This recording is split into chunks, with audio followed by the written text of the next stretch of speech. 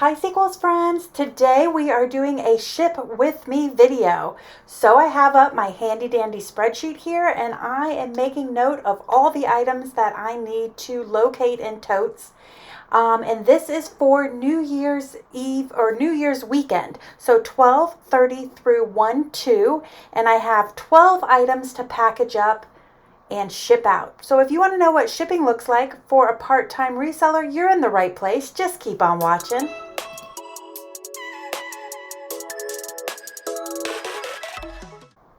Hi Sequels friends, welcome back to my channel. If you're new here, my name is Heather and I'm a part-time reseller, and today we are doing a ship with me video. This is my list of items and what totes they are in for me to pull. Now, if you've been watching my channel since the beginning and you are a Sequels BFF OG, then you may recall this room. I featured it in a couple, I believe, thrift flipped videos. It is what I would refer to as my dining room, and we never use it.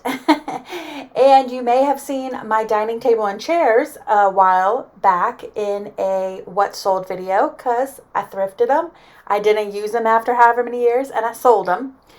And this room's been sitting kind of empty, and my partner keeps telling me I should move some of my reselling stuff into it, just because getting some of the totes out of the closet, this teeny tiny closet I have in my office, was cumbersome. And I'm like, no, I don't want to take up the space in another room. And he's like, spread out, expand. You never know and what it will do for your business. So this year I finally took him up on the offer, and guys, I hate to say this, but damn it, he was right. I am really enjoying having the totes here. I have so much more room to spread out things. And in fact, so much so that you could see I'm clearing off some inventory off the top here. This is a thread-up scarf box and a bin strip that I still need to film and then clean and put away. So I'm just going to move these off the totes and set them to the side. And then here are a couple of scarves out of those goods that did in fact sell. So I'm going to set those there. And now I'm going to start going through these totes.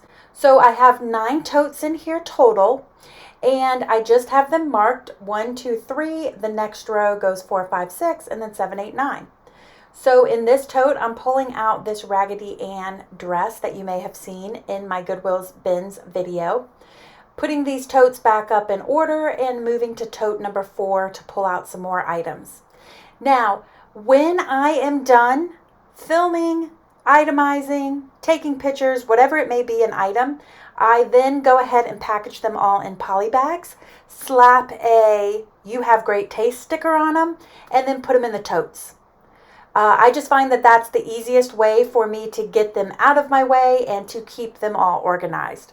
I do not think it's the best ethical decision to use poly bags.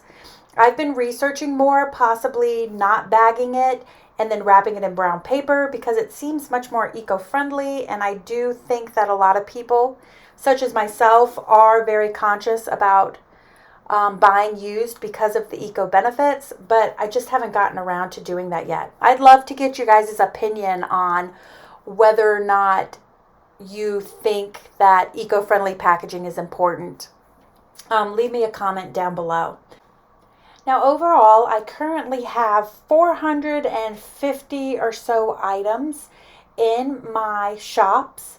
And so between these 9 totes, tote in the office, and my small closet in the office, this is enough space to house all of them. I got these totes on the cheap. That's why some of them are one color and some of them are another color.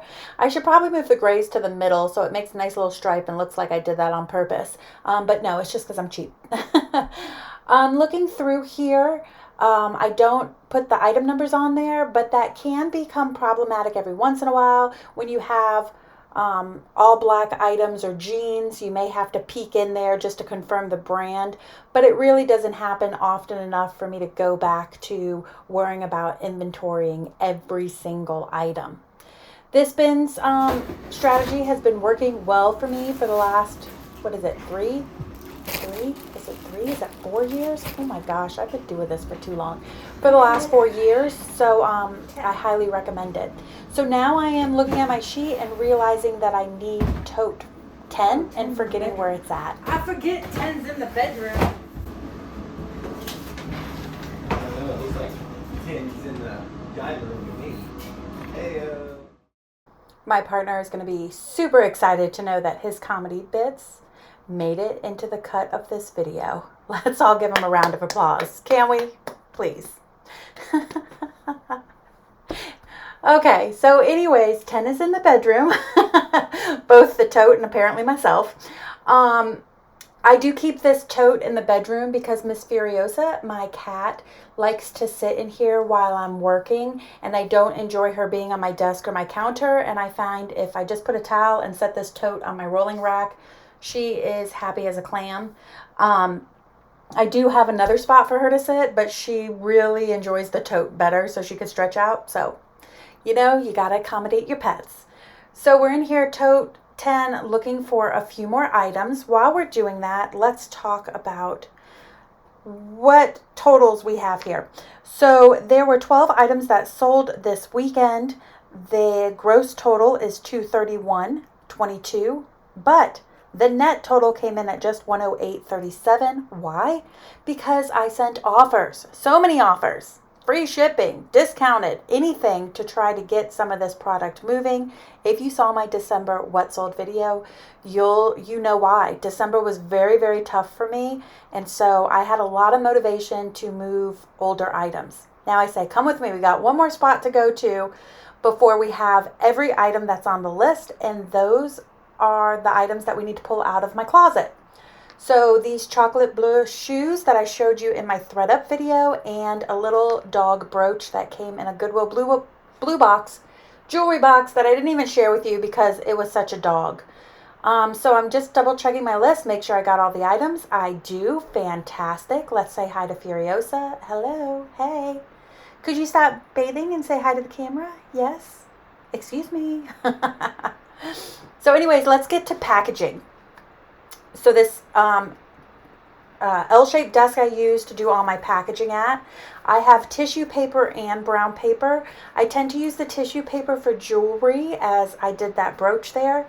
And the brown paper I tend to use to wrap up shoes. I'll double wrap them and poly bag them and then put them in a bubble mailer if they're flats like these. If they were heels, I would wrap each of them, put in a nice piece of brown paper in a box, and then put them in a box. Right there you can see my thank you card. I did have these made on Etsy. They are super duper easy and cheap. You can go on Etsy and just look up business thank you cards and find all sorts of options. I do have a discount code on that for 15% off your next order, and that code applies to eBay and Etsy as they allow for those things. And hopefully in the future will apply to Shopify, as one of my goals for 2024 is to drop some items on Shopify, like monthly drops. We'll see how that goes. So a lot of people will print out all of their labels, write everything on them, and then they have them all to the side. I do not do that. I tend to write down what I need to pull from the totes, come back to my desk and print out each label individually.